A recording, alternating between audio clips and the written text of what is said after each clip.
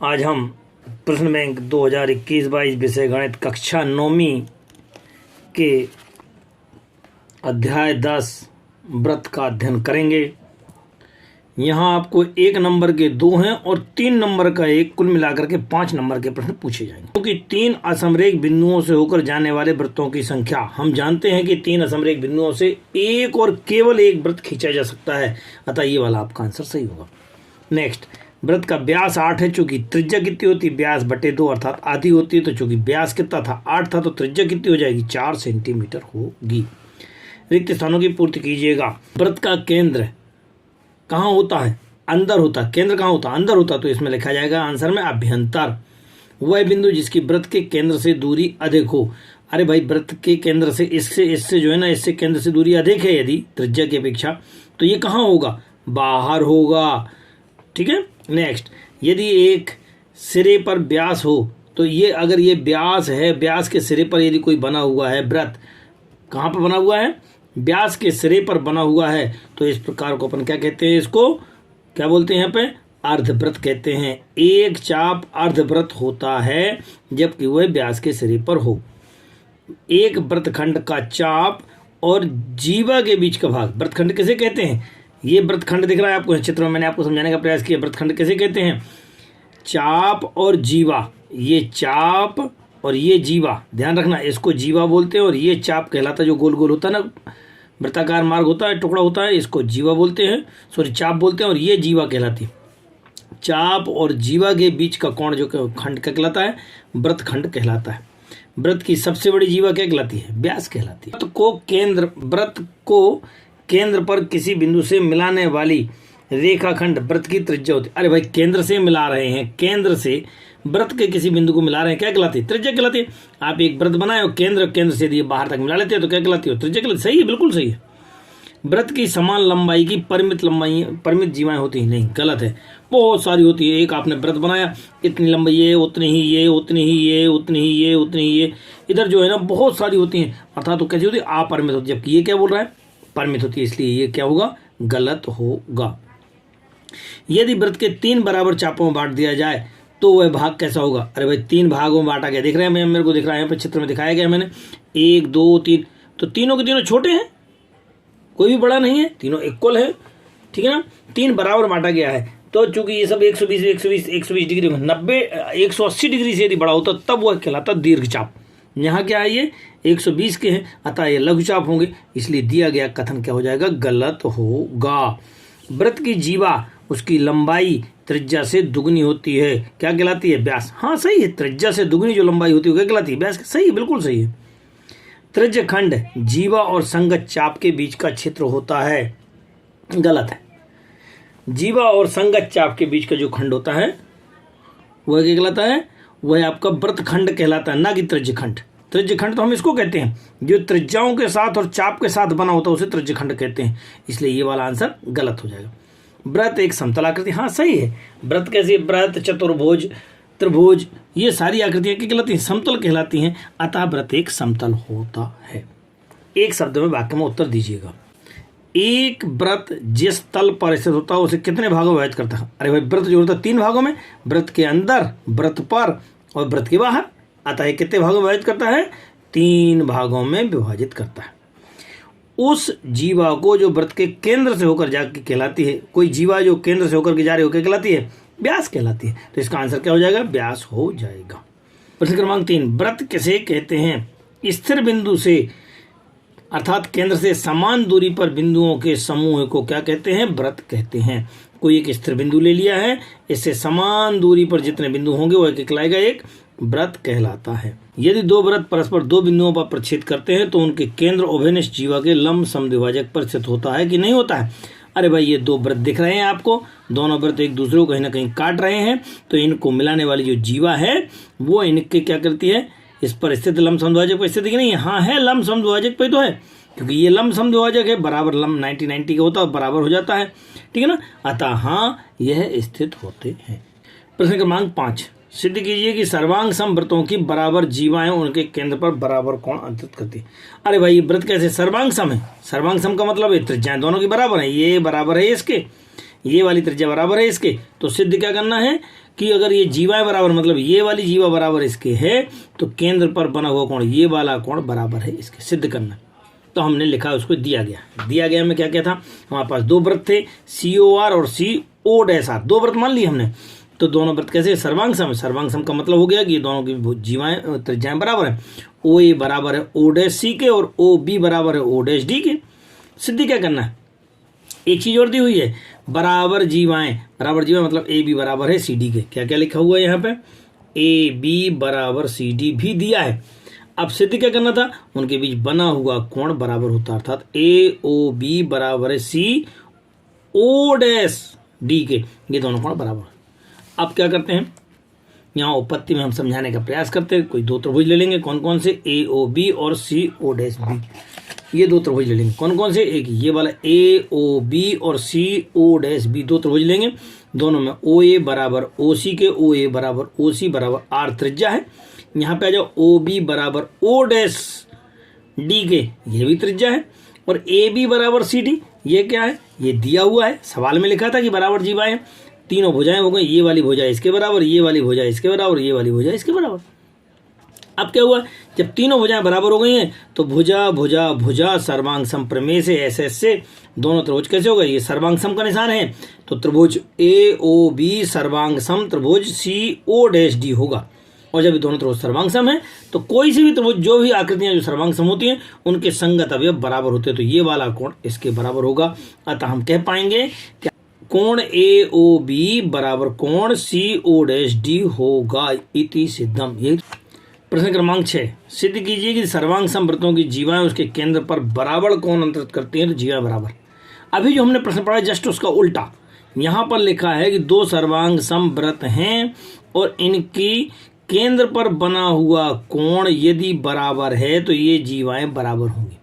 पिछले क्वेश्चन में क्या था, ये जीवाएं बराबर थीं और केंद्र पर कोण बराबर सिद्ध करना था। बिल्कुल वैसी की वैसे, कोई दिक्कत नहीं है। सो दिया गया, अभी सेम लिखेंगे। COR वृत्त है, उनको सर्वांग सम है और ये कोण AOB, ये वाला कोण बराबर है इस कोण के, AOB बराबर CO'D के।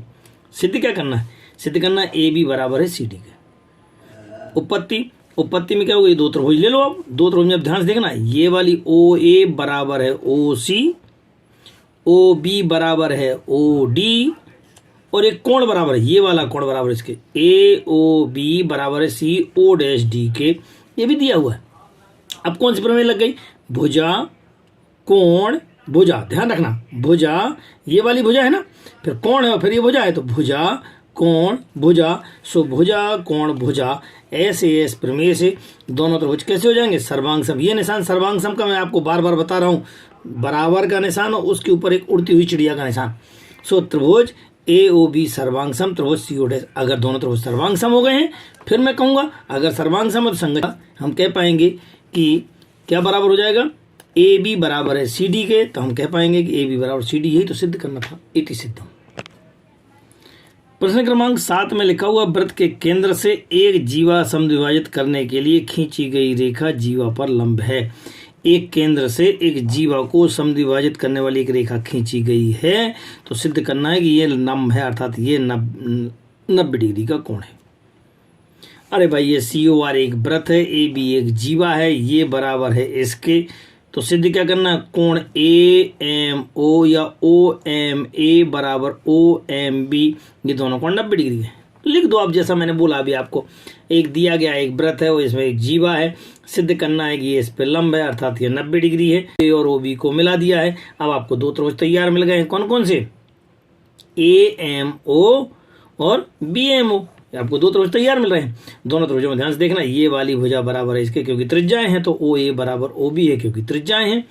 AM बराबर BM के, AM बराबर BM, सवाल में लिखा था कि वो जीवा को समद्विभाजित करती है, अर्थात ये दिया हुआ है जीवा समद्विभाजित करती है। एक और भुजा है, कौन सी, OM दोनों में ओवेनिष्ठ है, इधर वाले त्रिभुज में भी है और इधर वाले में भी है, तो OM बराबर है OM के, ओवेनिष्ठ भुजा। अब आप ध्यान से देख पाएंगे, ये वाली भुजा इसके बराबर, ये ओवेनिष्ठ है और ये दोनों ओवेनिष्ठ, भुजा भुजा भुजा। तब हम कह पाएंगे कि भुजा भुजा भुजा प्रमेय से दोनों त्रिभुज सर्वांग सम। और जैसे ही दोनों त्रिभुज सर्वांग सम हो गए तो उनके संगत कोण क्या होते हैं, बराबर होते हैं। तो हम कह पाएंगे कि ये वाला कोण बराबर हो गया इसके, क्यों, क्योंकि संगत कोण है। जैसे ही दोनों कोण बराबर हो गए हैं, हम जानते हैं कि ये दोनों कोणों का योग कितना हो जाएगा, 180। लीनियर है, रेखीय योग में है, एक रेखा पर है, तो हम इन दोनों को योग करके 180 डालेंगे। फिर इन दोनों को चूंकि बराबर थे, हम AMO तो लिखेंगे और इस BMO की जगह पे भी AMO लिख देंगे। तो AMO कितने बार आ गया, 2 बार आ गया, 2 का भाग दे देंगे, 90 आ जाएगा। इस प्रकार से हम कहेंगे कि ये दोनों कोण कैसे हैं, 90 हैं, अर्थात OM लंब है AB के। यही तो सिद्ध करना था हमको। प्रश्न ज़्यादा कठिन नहीं था, सरल था, लिखना ज़्यादा था। थोड़ा सा आप देखते रहें। अभी भी हमारा चैनल जिन्होंने सब्सक्राइब नहीं किया है वह सब्सक्राइब कर लें और अंत तक बने रहें, ताकि हम आपको पूरे प्रश्नों का अध्ययन करा सकें। प्रश्न क्रमांक 8। प्रश्न क्रमांक 8 में 5 सेंटीमीटर 3 सेंटीमीटर त्रिज्या वाले 2 वृत्तों की बिंदुओं को प्रक्षेपित करती है। एक वृत्त ये है आपके पास 3 सेंटीमीटर का और एक है आपके पास 5 सेंटीमीटर का। दोनों एक दूसरे को प्रक्षेपित कर रहे हैं और इन दोनों केंद्रों के बीच की दूरी कितनी है, 4 है। तो माना कि ये M पर प्रक्षेपित कर रहे डाला गया लंब, तो AM बराबर मान लिया कि x है, तो ये कितना बन जाएगा, क्योंकि पूरा 4 था, ये कितना बन जाएगा, 4 माइनस का x। तो हम यहाँ AM बराबर x, BM बराबर 4 माइनस का x। पाइथागोरस प्रमेय लगा दो। कौन से वाले में, AMP में, AMP इधर वाले त्रिभुज में, AMP में AMP पाइथागोरस प्रमेय लगाएंगे तो कितना बन जाएगा, कर्ण का वर्ग बराबर लंब का धनाधार का। बना दिया है। कर्ण कितना था यहाँ पे, 3 का वर्ग बराबर x का स्क्वायर। यहाँ से हमने PM का मान निकाल लिया, इसको इधर ले जा करके और समीकरण नंबर 1 छोड़ दिया। अब क्या किया, अब इधर वाले त्रिभुज पे गए हैं, कौन से में, PMB में चले गए। त्रिभुज PMB में गए तो कितना हो जाएगा, ये PM का स्क्वायर बराबर कर्ण का स्क्वायर बराबर ये, और ये दोनों के स्क्वायर के बराबर हो जाएगा। हम यहाँ से इसको सॉल्व कर लेंगे। सो कितना आ जाएगा, PM का वर्ग बराबर, अब आप कर्ण माइनस इसको कर लेंगे तो आप PM का मान निकाल पाएंगे। ठीक है ना, निकाल लिया। इसी प्रकार जैसे हमने इसको निकाला था, इसी प्रकार से इसको निकाल दिया। ये भी PM था और ये भी PM था। समीकरण 1 और 2 से मतलब ये वाला हिस्सा बराबर है इसके, दोनों को बराबर डाल दिया। इसका होल स्क्वायर खोलेंगे, इसका होल स्क्वायर खोला तो पहले का स्क्वायर दूसरे का स्क्वायर माइनस का 2 इंटू पहला दूसरा वाले फार्मूले से, और इसको खोलते हुए आगे बढ़ते गए।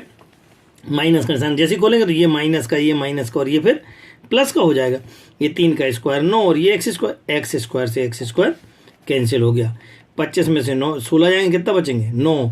8x बराबर का 9 उधर गया, 0 आ गया।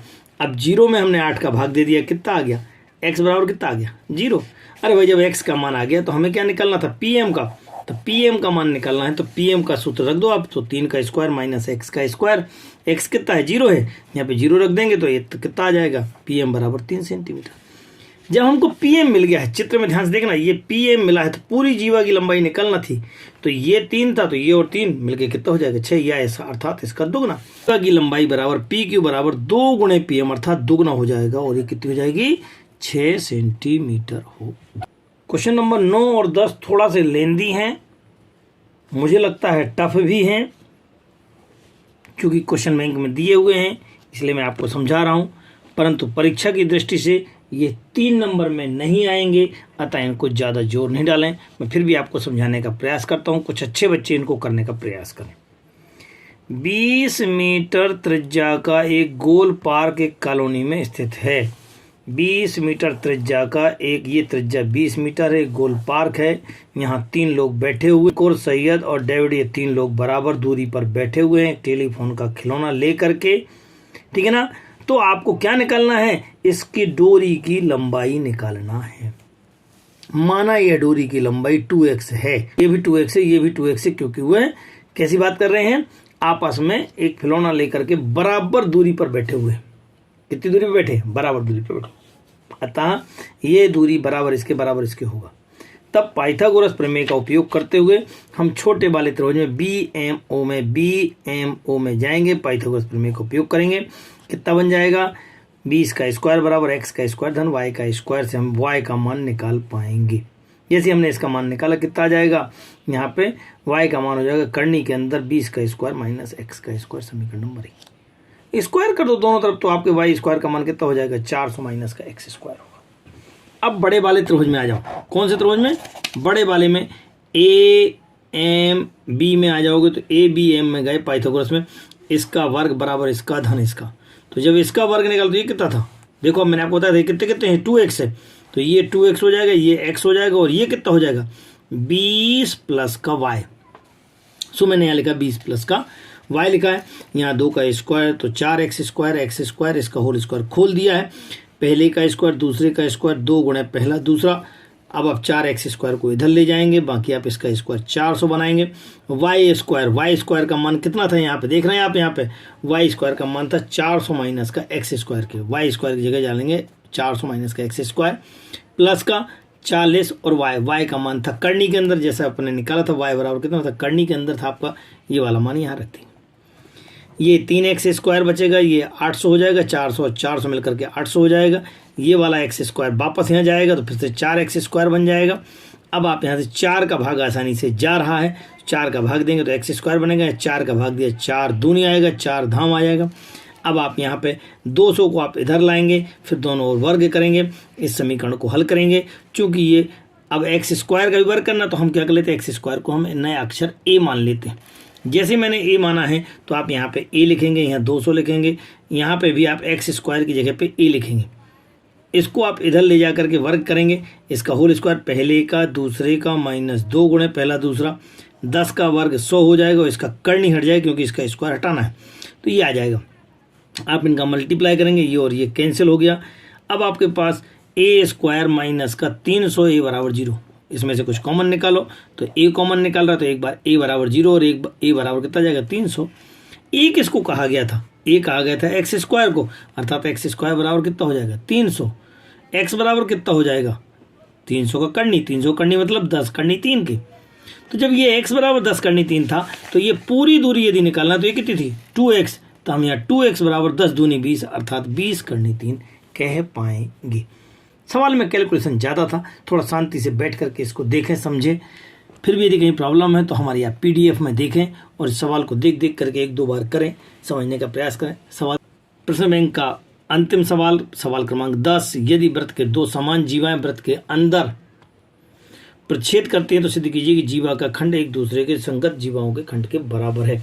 अर्थात एक जीवा दूसरी जीवा ये दोनों बराबर हैं, दोनों समान जीवाएं, ध्यान रखना है कैसी जीवाएं, 2 बराबर जीवाएं समान जीवाएं, अर्थात AB बराबर CD हो और एक दूसरे को कहीं ना कहीं प्रतिच्छेद करती हैं तो इनके वृत्तखंड बराबर होते हैं। अर्थात AP बराबर आपका हो जाएगा CP और ये हो जाएगा DP बराबर BP के। ये वाला छोटा टुकड़ा छोटे के बराबर, बड़ा वाला टुकड़ा बड़े के बराबर होता है, ये सिद्ध करना। ठीक है, कोई दिक्कत नहीं है। क्या क्या दिया हुआ देख लेते हैं। यहाँ लिखा है AB बराबर CD, 2 जीवाएं बराबर हैं आपके पास, ये एक दूसरे को बिंदु P पर प्रतिच्छेद करती हैं। हमने यहाँ से लंब डाला है, चूंकि लंब डाला है तो लंब कैसा होता है, डाला गया लंब इसको चूंकि समद्विभाजित करता है तो ये इससे दूरी की, तो चूंकि बराबर जीवाएं थी, बराबर जीवाओं पर केंद्र से डाले गए लंब की लंबाई यहाँ भी बराबर होती है, अर्थात OM बराबर ON हो जाएगा। तो यहाँ OM बराबर ON हो जाएगा। OP आपका दोनों में उभयनिष्ठ था, दोनों त्रिभुजों में है, ऊपर इधर वाले में भी और इधर वाले में भी। और ये वाला कोण कितने कितने का था, 90-90 का। तो हम समकोण भुजाकर्ण प्रमेय से दोनों त्रिभुज को हम सर्वांग सम कह पाएंगे। जैसे हमने सर्वांग सम कहा था हम कह पाएंगे कि ये वाली दूरी बराबर है इसके, अर्थात MP बराबर है NP के। अरे भाई यहाँ तक सिद्ध हो चुका है, चूंकि दिया हुआ है कि AB बराबर CD, पूरी भुजा देखते हैं ना, ये AB बराबर CD दिया हुआ है, सो लिख देंगे AB बराबर CD, 2 का भाग देंगे। जैसे हमने 2 का भाग दिया तो आधा हो जाएगा, अर्थात कितना आ जाएगा यहाँ पे AM आधा और इधर कितना CN, ठीक है ना। तो AM बराबर CN की। अब इसमें समीकरण 1 में और 3 को दोनों को जोड़ दिया। 1 में कितना था MP और AM, MP और AM जोड़ दिया, NP और CN। अरे भाई ये देखो AM और MP अर्थात कितना बन गया AP, यहाँ कितना बन गया AP। इसी प्रकार से इधर वाला हिस्सा कितना हो जाएगा CP। यही तो हमको सिद्ध करना था। दूसरे वाले पार्ट के लिए हम क्या करते हैं, हम घटा देते हैं, किस में से किसको, 2 में से 4 को घटा दिया, समीकरण 2 में से 4 को घटा दिया तो आंसर आ गया AP बराबर DP। कितना आ जाएगा, BP बराबर DP आपका हो जाएगा। और हमें पूर्ण उम्मीद है कि आपको हमारे वीडियोस अच्छे लग रहे होंगे। जिन्होंने अभी भी हमारा चैनल सब्सक्राइब नहीं किया है वह हमारा चैनल जरूर सब्सक्राइब कर लेवें। कक्षा 9th के वीडियोस आपको 16 तारीख की सुबह तक आपको प्राप्त होते रहेंगे। जिन्होंने अभी तक भी हमारा चैनल सब्सक्राइब नहीं किया है वह जरूर सब्सक्राइब कर लेवें। ज़्यादा से ज़्यादा कक्षा 9th के छात्रों को भेजने का प्रयास करें। धन्यवाद।